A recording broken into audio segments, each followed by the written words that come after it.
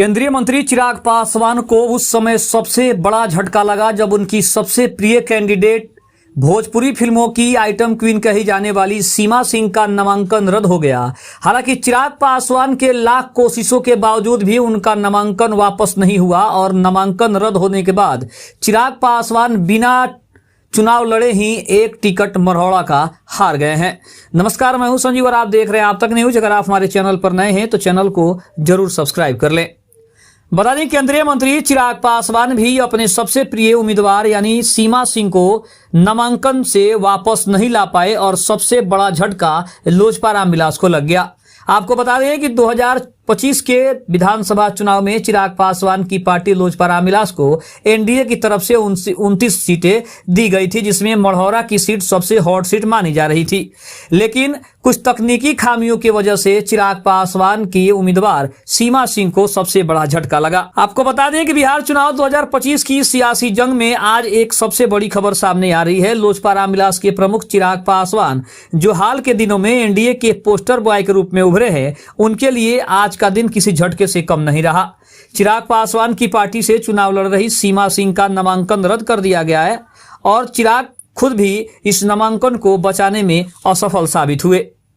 दरअसल सीमा सिंह बिहार की एक बहुत ही अहम विधानसभा सीट यानी मढ़ौरा सीट से लोजपा रामविलास की उम्मीदवार थी। उनका नाम पार्टी के टिकट पर पहले से शामिल था और पहली लिस्ट में भी शामिल किया गया था और उस इलाके में चिराग की सबसे भरोसेमंद महिला नेताओं में से एक मानी जाती। नामांकन के दौरान उन्होंने सभी दस्तावेज जमा किए, लेकिन रिपोर्ट के अनुसार कुछ कागजातों में तकनीकी खामी आ गई, यानी कुछ दस्तावेज या तो अधूरे थे या फिर समय सीमा के बाद जमा किए गए। निर्वाचन आयोग ने जब इन बिंदुओं की जांच की तो पाया कि प्रक्रिया नियमों के अनुसार नहीं हुई है और फिर आयोग ने सख्त रुख अपनाते हुए सीमा सिंह का नामांकन अमान्य कर दिया, यानी कि रिजेक्ट कर दिया।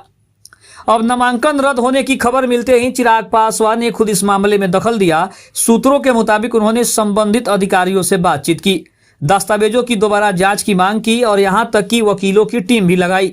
लेकिन निर्वाचन आयोग ने इस अपने फैसले पर कायम रहते हुए नामांकन को वैध करने से इनकार कर दिया, क्योंकि चुनाव आयोग के नियम बहुत स्पष्ट हैं। समय सीमा के बाद कोई दस्तावेज स्वीकार नहीं किया जा सकता है।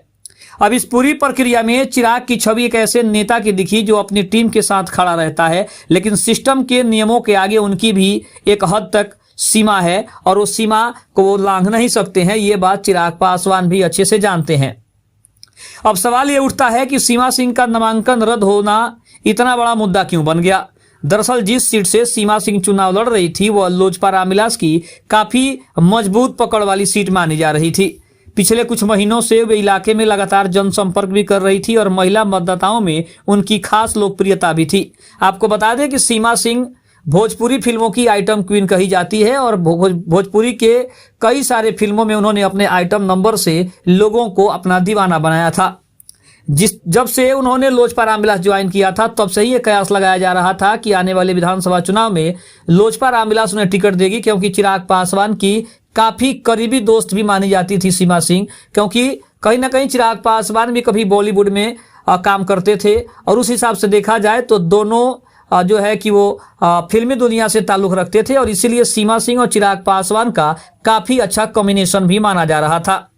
अब उनका नामांकन रद्द होने से न सिर्फ चिराग पासवान की रणनीति को झटका लगा है, बल्कि विरोधी दलों खास करके जदयू और राजद को इसका राजनीतिक फायदा भी मिल सकता है, क्योंकि अब लोजपा रामविलास को उस सीट पर नया उम्मीदवार जो है वो नहीं मिल सकता और ना ही, क्योंकि नामांकन की जो समय सीमा है वो भी समाप्त हो गई है और अब चुनाव आयोग में बहुत कम भी समय बचा हुआ है, यानी कि अब चुनाव काफी नजदीक है। तो अब लोजपा रामविलास बिना ही चुनाव लड़े और अपनी एक गलती के वजह से अपने सबसे भरोसेमंद उम्मीदवार को चिराग पासवान की पार्टी खो चुकी है।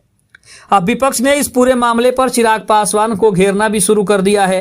राजद के नेताओं ने इसे प्रबंधन की विफलता बताया है। वहीं एक राजद के प्रवक्ता ने कहा कि चिराग पासवान दिन भर कैमरे के सामने बयानबाजी करते हैं, लेकिन अपनी पार्टी के दस्तावेज भी ठीक से नहीं संभाल पाते।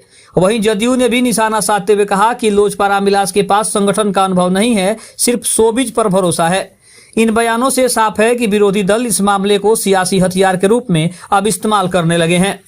वहीं लोजपा रामविलास के अंदर अभी भी इस फैसले ने हलचल मचा रखी है। पार्टी कार्यकर्ता सोशल मीडिया पर सीमा सिंह के समर्थन में उतरते दिख रहे हैं। कई कार्यकर्ताओं ने लिखा कि सीमा जी के साथ अन्याय हुआ है, प्रशासन ने जानबूझकर नामांकन रद्द किया। हालांकि चिराग पासवान ने अपने बयानों में संयम बनाए रखा और उन्होंने कहा कि हम निर्वाचन आयोग के फैसले का सम्मान करते हैं, लेकिन जो हुआ वो काफी दुर्भाग्यपूर्ण है। सूत्रों के मुताबिक अब सबसे बड़ा सवाल यह है कि चिराग पासवान जल्द ही इस सीट पर कोई बड़ा फैसला ले या फिर न ले, लेकिन उसका कोई विशेष फायदा दिख नहीं रहा है, क्योंकि नामांकन की जो प्रक्रिया है वो पूरी हो चुकी है और दूसरी तरफ जो समय सीमा है वो भी समाप्त हो चुकी है। अब कहा जा रहा है कि पार्टी किसी स्थानीय लोकप्रिय चेहरे को सपोर्ट कर सकती है। हालांकि लोजपा रामविलास वहां से पहले ही हट गई है सीमा सिंह की वजह से, तो अब वहां पे ना ही दावेदारी बची है और ना ही कोई समर्थन बचा है। कुछ लोग तो ये भी कयास लगा रहे थे कि सीमा सिंह अदालत का दरवाजा भी खटखटा सकती हैं अगर उन्हें लगता है कि उनका नामांकन अनुचित तरीके से रद्द किया गया है। लेकिन फिलहाल इतना तय है कि बिहार की सियासत में यह मामला एक नया मोड़ ले चुका है, जहां चिराग पासवान को अपनी रणनीति फिर से बनानी होगी। बिहार चुनाव के इस दिलचस्प मोड़ पर चिराग पासवान के सामने अब नई चुनौती है। क्या वे इस झटके को संभाल पाएंगे या विरोधी इसका फायदा उठा लेंगे? दूसरी तरफ हम ये भी कह सकते हैं कि चिराग पासवान ने जो सोच रखी थी वो कहीं ना कहीं अधूरी रह गई, और दूसरी तरफ हम ये भी कह सकते हैं कि चिराग पासवान की जो सबसे बड़ी उम्मीदवार थी उनको जो झटका लगा है उससे पार्टी को भी काफी नुकसान हुआ है, क्योंकि पार्टी के खाते में सिर्फ 29 सीटें थी और सीमा सिंह के हट जाने से वो सीटों की संख्या घटकर अब 28 रह गई है। अब देखना इसमें काफी दिलचस्प ये है कि सीमा सिंह की भरपाई चिराग पासवान अपने बाकी 28 सीटों से कैसे करेंगे।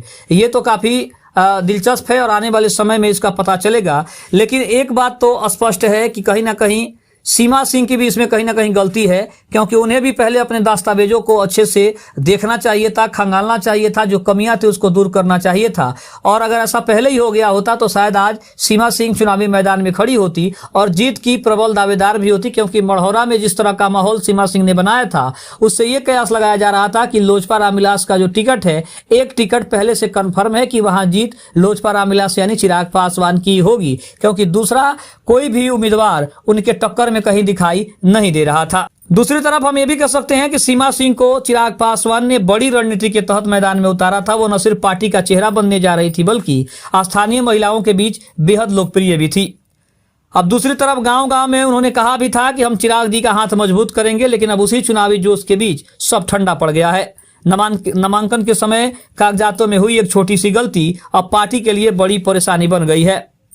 निर्वाचन आयोग के सूत्रों के मुताबिक ये भी कहा जा रहा है कि दस्तावेजों में कुछ अधूरे काम थे, जैसे कि हल्फनामा में तारीख और हस्ताक्षर को लेकर तकनीकी खामी का भी न्यूज भी आ रही थी। दूसरी तरफ चिराग पासवान की टीम ने जब दोबारा आवेदन किया तो आयोग ने साफ कहा कि अब बहुत देर हो चुकी है, इसमें हम कुछ भी नहीं कर सकते। यानी प्रक्रिया के बाद किसी भी कागज को दोबारा नहीं जोड़ा जा सकता है और बस इसी वजह से सीमा सिंह का नामांकन खारिज कर दिया गया।